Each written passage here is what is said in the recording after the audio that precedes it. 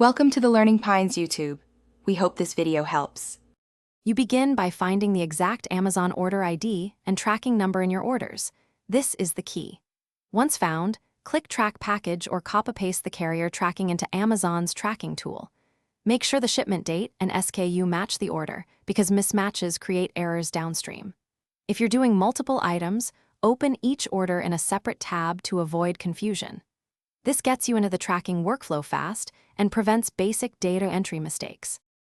Once done with initial lookup, verify that the carrier status syncs to Amazon within 24 to 48 hours. Carriers sometimes delay updates. If the carrier shows a new timestamp, update the expected delivery date in Amazon Logistics notes so records align.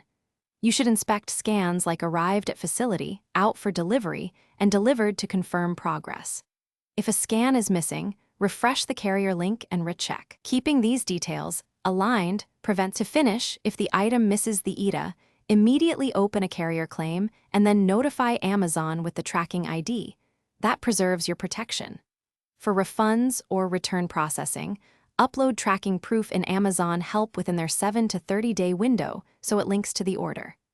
If statuses stall, try clearing your browser cache or switching to another browser. This often resolves UI caching issues and restores live tracking updates, so you can confidently close the case. Thanks for watching. Consider subscribing if we helped you.